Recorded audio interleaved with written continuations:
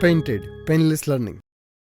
નમસ્કાર વિદ્યાર્થી મિત્રો, સ્વાગત કરું છું તમારું પેઇન્ટેડ લર્નિંગમાં. આપણે પેઇન્ટેડ પર અલંકાર પ્રશ્નપત્રો જે તૈયાર કરવામાં આવ્યા છે ભાવનગરના એક પ્રકાશન દ્વારા, તેની માહિતી મેળવીએ છીએ અને તેના પ્રશ્નપત્રોનું સોલ્યુશન શરૂ કર્યું છે.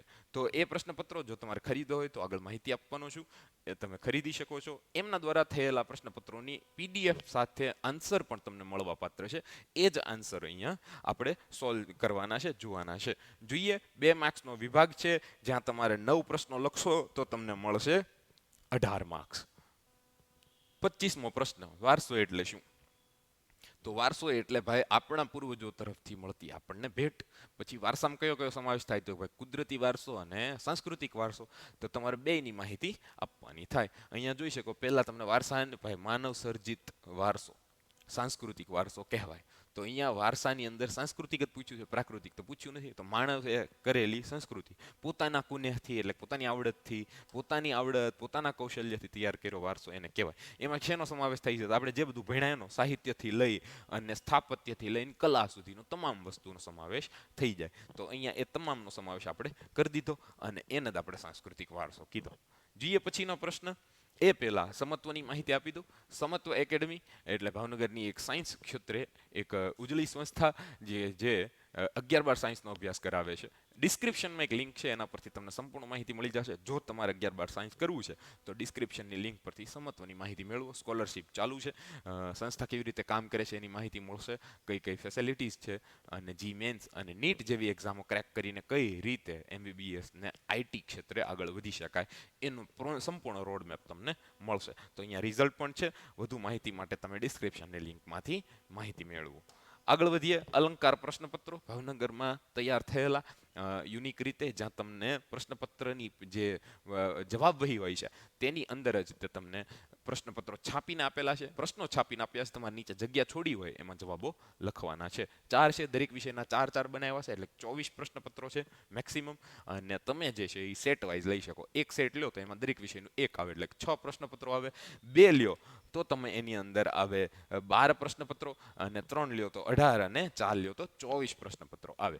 તો એ રીતે અહીંયા ભાવ પણ આપેલો છે. અહીંયા માત્ર તમે જો દરેક વિષયના મંગાવશો 4-4 તો તમને 500 રૂપિયામાં મળશે. કેટલામાં? 500 રૂપિયા મળશે. તમારે કુરિયર ચાર્જ જે છે એ દેવો નહીં પડે, અને તમને થોડું ડિસ્કાઉન્ટ પણ મળશે. પણ અહીંયા એક ખાસ ઓફર છે કે જો તમારે રિવિઝન લેક્ચરમાં જોડાવવું છે પેઇન્ટેડમાં, રિવિઝન લેક્ચરમાં, તો તમને 2 કલાક દરરોજ ભણાવવામાં આવશે, જેમાં તમને પેઇન્ટેડ તરફથી 2 કલાક રિવિઝન લેક્ચર મળશે એક્ઝામ આવે ત્યાં સુધી. સાથે સાથે તમને મેથ્સની બુક ફ્રી મળશે, અને પેઇન્ટેડની સાથે સાથે એ બુક એવી છે કે જેની અંદર દાખલે QR કોડ છે. તો એ QR કોડ સ્કેન કરો અને એ દાખલાનો વિડીયો ચાલુ થઈ જાય. સાથે સાથે અલંકાર પણ ફ્રી મળશે.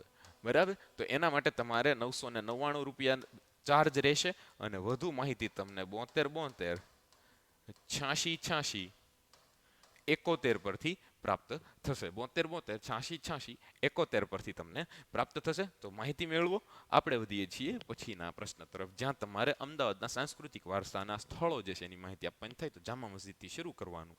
બુલંદ દરવાજા, જો ભદ્રનો કિલ્લો, જામા મસ્જિદ, સિપ્રીની મસ્જિદ, સરખેજનો રોજો, કાંકરિયા કોર્નિવલ, પછી કાંકરિયા તળાવ, ઝૂલતા મિનારા, સીદી સૈયદની જાળી, બધા જાણીતા સ્થળોની યાદી આપી શકો તમે. સાથે સાથે તમે એની અંદર દાદાહરીની વાવ, શાહ આલમનો કિલ્લો અને રોજો, દરિયાખાનનો ઘુમ્મટ, એના વિશે પણ માહિતી આપી શકો છો. તો કઈ રીતે 2 માર્ક્સની અંદર જુઓ, 2, 2, 4 ને 1, 5 મુદ્દા લખવાના હોય છે. બરાબર? વાંચીને એવી જ રીતે જવાનું અને લખવાની પ્રેક્ટિસ રાખવાની થોડી.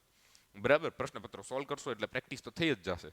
પણ એક વખત એ લખેલા પ્રશ્નપત્રોમાં કેટલા માર્ક્સ આવ્યા એ કરતા, જો તમે એ જોશો કે તમે કેટલું કન્ટેન્ટ આપી શક્યા છો ને કેટલું તમે વાંચ્યું હતું, એનો જો તફાવત તમને ખબર પડી જાય તો તમારે જોશો કે મેજિક થશે રિઝલ્ટમાં. બરાબર ને? ચાલો જોઈએ પછીનો પ્રશ્ન. જંગલ પ્રકારની જમીન વિશે માહિતી આપો. જંગલ પ્રકારની જમીન જ્યારે પણ તમે લખો ને ત્યારે એની અંદર કઈ કઈ વસ્તુ લખવાની હોય છે ને એ હું કહી દઉં. સૌથી પહેલા તો જમીન જે છે ને ક્યાં આવેલી છે. બરાબર? ક્યાં આવેલી છે એની અંદર તમે એ પણ લખી શકો કે ભાઈ દરિયાની સપાટીથી કેટલી ઉપર છે, કેટલી નીચે છે, અને એનું સ્થાન બતાવી શકો, કેટલા ક્ષેત્રફળ બતાવી શકો, તેની અંદર એરિયા કેટલો છે તે. એના પછી તમારે એની ગુણવત્તા બતાવવાની હોય. શું બતાવવાનું હોય? ગુણવત્તા, કે ભાઈ આ જમીનમાં આ તત્વો વધારે છે, અને જો એ તત્વો વધારે હોય તો કયા કયા પાક થાય એના વિશે માહિતી લખવાની હોય છે. જો આ 3 માહિતી 4 માહિતી તમને ખબર હોય તો તમારો જવાબ પૂરો થઈ જાય. જુઓ પહેલા તો કે ભાઈ આ શંકુદ્રુમ જંગલોમાં આવેલી છે, જે 3000 મીટરથી લઈને 3100 મીટરથી ઊંચાઈ ઉપર હોય છે. ક્યાં આવેલી છે તો કે ભાઈ સહ્યાદ્રીમાં, પૂર્વ ઘાટમાં, મધ્ય હિમાલયમાં, તરાઈ ક્ષેત્રમાં આવેલી છે. એના પછી તો કે ભાઈ આમની અંદર ભાઈ સેન્દ્રિય દ્રવ્યોનું વધુ પ્રમાણ હોય છે. સાથે સાથે એ શું કે એને કાળો બનાવે છે, જમીનમાં તળ નીચે જાવ તો એ ભૂખરી બને છે. એ ગુણવત્તા થઈ ગઈ. અને એના પછી તો અહીંયા ચા, કોફી અને તેજાના ઘઉં, મકાઈ અને જવ થાય. તો આ 4 માહિતી તમે લખી નાખો. કેટલા મુદ્દા થાય? જો 3 ને 2 5 મુદ્દામાં માહિતી આપી દીધી તમે. તમને 2 માર્ક્સ આમાંથી 1.1 માર્ક કઈ ન કપાય. બરાબર ને? તો આવી રીતે તમારે લખવાનું થાય. જૈવિક ખેતી એટલે શું? ભાઈ રાસાયણિક ખેતીનો પ્રભાવ એટલો વધી ગયો છે કે આપણે બીટી બિયારણોનો યુઝ કરીએ છીએ, આપણે રસાયણોનો ઉપયોગ કરીએ છીએ, જંતુનાશક દવાઓનો ઉપયોગ કરીએ છીએ. એનાથી ક્યારેક ક્યારેક અને જોઈએ છીએ કે સ્વાસ્થ્ય સાથે બહુ જ છેડા થઈ રહ્યા છે. અને એટલે હવે જે ભાઈ ટ્રેન્ડ આવ્યો છે તે જૈવિક ખેતીનો આવ્યો છે. એ વલણ શા માટે? તો કે ભાઈ સ્વાસ્થ્યના સુધારા માટે. સારો પાક હશે તો આપણે શું કે આપણું સ્વાસ્થ્ય સારું રહેશે. અને એની અંદર તો કે ભાઈ છાણિયું ખાતરનો ઉપયોગ કરવો પડે, અળસિયા ખાતરનો ઉપયોગ કરવો પડે, ગૌમૂત્રનો, લીમડાના દ્રાવણનો ઉપયોગ કરો, કેમિકલનો ઉપયોગ ન કરો. અને એનાથી ભાઈ સ્વાદ, મીઠાશ અને સોડમ બની રહેશે. તો આમ જવાબ તમે લખો તો તમને 2 માર્ક્સ મળી જાય. જોઈએ પછીનો પ્રશ્ન, જળ વૃષ્ટિનું મહત્વ. ભાઈ વૃષ્ટિ એ મુખ્ય સ્ત્રોત છે. એનાથી તો આપણને પૃષ્ઠીય જળ પ્રાપ્ત થાય છે. એ નદીઓમાં સંગ્રહાય છે, કૂવામાં સંગ્રહાય છે, ભૂમિગત રીતે સંગ્રહાય છે. અને એનો પછી આપણે ઉપયોગ કરીએ છીએ સૌથી પહેલા સિંચાઈમાં, પછી ઘર વપરાશમાં અને ઔદ્યોગિક લેવલે. તો એ જ તમારે અહીંયા લખવાનું થાય. 2 માર્ક્સમાં આ સવાલ આમ નાનો ગણાય, પણ તોય પૂછે તો હેલું જ થઈ ગયું. પર્યાવરણીય અતિક્રમણ અને તેને રોકવા માટે શું કરવું? જ્યારે ભાઈ આપણે જોયું કે ભાઈ ઔદ્યોગિક વિકાસ બહુ થયો, માનવ સર્જિત વિકાસે બહુ હરણફાળ ભળી, ત્યારે ભાઈ પર્યાવરણીય ગુણવત્તામાં ઘટાડો થયો. વન્યજીવો લુપ્ત થવા લાગ્યા, જંગલો બળવા લાગ્યા અથવા તો જંગલો નાબૂદ થવા લાગ્યા. એ બધું રોકવા માટે, પ્રદૂષણની માત્રા ઘટાડવા માટે આપણે કંઈક કરવું પડે. તો એ છે પર્યાવરણીય અતિક્રમણ. અને એની અંદર તમે આવી રીતે 5 મુદ્દામાં જવાબ લખી શકો છો. ડન છે? જોઈએ પછીનો સવાલ. તો પછીના સવાલમાં એમ કીધું છે કે ભારતના લોખંડ પોલાદ ઉદ્યોગ વિશે માહિતી આપો. તો જ્યાં જ્યાં તો આની અંદર તેવું ભાઈ ક્યાં શરૂઆત થઈ હતી? ખનીજો ક્યાંથી મળે છે? ખનીજો જ્યાંથી મળતી હોય ત્યાં જ તેના કારખાના હોય. બરાબર. અને એ તમારે ડિટેલથી લખી નાખવાનું ક્યાં પેલો પ્લાન્ટ થયો હતો અને કઈ રીતે એની શરૂઆત થઈ હતી. 1907માં ઝારખંડમાં કારખાનું સ્થપાયું. એની પહેલા ભાઈ વાત કરીએ તો ઘણી પ્રાચીન પ્રક્રિયા છે ભાઈ. આપણો ઓલો જે સ્તંભ છે, શું કે વિજય સ્તંભ, આજ સુધી કાટ નથી લાગ્યો એને. તો આપણો વારસો તે દર્શાવે છે કે આપણે લોખંડ પોલાદનો ઉપયોગ. તો ત્યાંથી શરૂ કરીને તમે લખી શકો ભાઈ હજીરામાં છે, ને ગુજરાત ને ભારત ને બધું મિક્સ કરીને જુઓ કેટલા મુદ્દા થયા? 2 ને 2 4 ને 2 6. બરાબર. આમાં તમારે વધારે નહીં, 4 થી 5 મુદ્દા લખવાના થાય. જોઈએ આગળ. પછીનો પ્રશ્ન છે મનરેગા. શું કહેવાય? મનરેગા યોજના જે છે એની અંદર રોજગારની ગેરંટી મળે છે. મહાત્મા ગાંધી રોજગાર ગેરંટી યોજના, અને હવે એ ઓળખાય છે. તો એની અંદર જોઈએ તો શું હતું કે ભાઈ 100 દિવસની જે છે રોજગારી મળે. અને રોજગારી ન મળે તો મોંઘવારી ભથ્થું અથવા તો બેરોજગારી ભથ્થું મળે.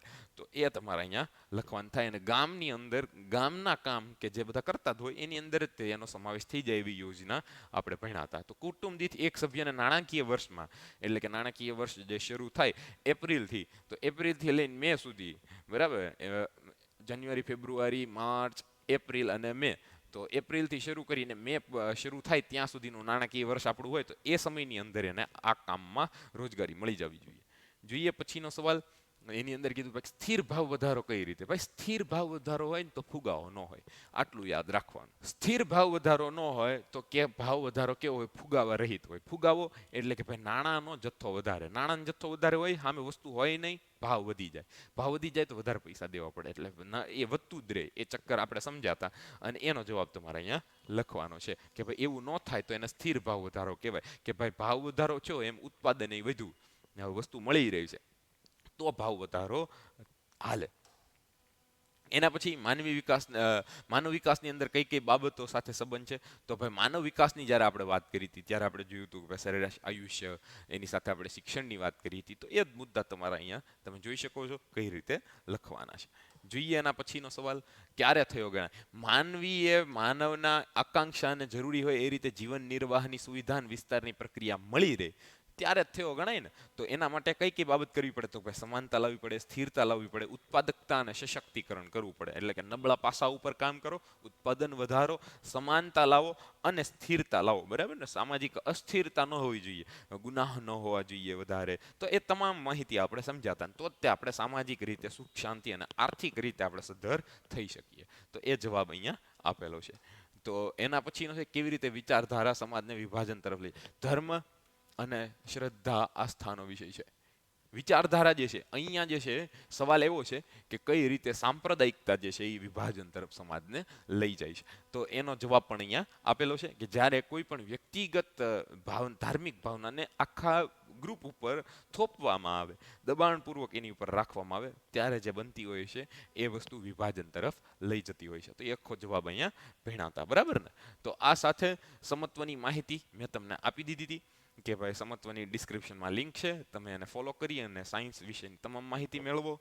એ સાથે તમને અલંકાર વિશે પણ માહિતી આપી કે અલંકાર પ્રશ્નપત્રો જે છે એ તમે કઈ રીતે લઈ શકો છો. 72 72 86 86 71 પર સંપર્ક કરવાથી તમને 999 અને 500 રૂપિયાવાળી જે ઓફર છે એની તમને તમામ માહિતી મળી જશે.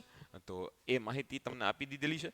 અને એ સાથે આપણું 37મો ક્વેશ્ચન મેંગેનીઝના ઉપયોગો જે છે ત્યાં પહોંચ્યા છીએ આપણે. તો ત્યાં તમારે મુખ્ય ઉપયોગોની માહિતી આપવી પડે. તો પહેલાં તમારે મેંગેનીઝની જો કોઈ ખનીજ હોય તો એની માહિતી આપવી પડે, પછી એનો ઉપયોગ અને એની લાક્ષણિકતા એટલું જ લખવાનું છે. તો ક્યાં ઉપયોગ થાય ભાઈ? બ્લીચિંગ પાવડરમાં, કીટનાશકમાં, સૂકી બેટરીમાં ને ટાઇલ્સમાં. અને કઈ રીતે મેંગેનીઝ ઉપયોગી છે, લોખંડ સાથે મળીને કઈ રીતે પોલાદ બનાવવામાં આવે છે એના વિશે પણ આપણે ભણ્યા હતા. લોખંડ પોલાદ બનાવવા માટે કઈ રીતે મેંગેનીઝનો ઉપયોગ થાય એના વિશે પણ તમે માહિતી આપી. 4 મુદ્દા જે છે એ મિનિમમ દરેક સવાલની અંદર જવાબમાં આવે છે. તો તમને ખબર પડી ગઈ છે કે 2 માર્ક્સની અંદર કેટલું લખવું, કેવી રીતે લખવું, અને તમારા આ અલંકાર પ્રશ્નપત્રો જે તૈયાર થયા છે એના જવાબો અહીંયા વિભાગ બી ના પૂર્ણ થાય છે. આપણે મળીશું વિભાગ સી માં. Painted Painless Learning.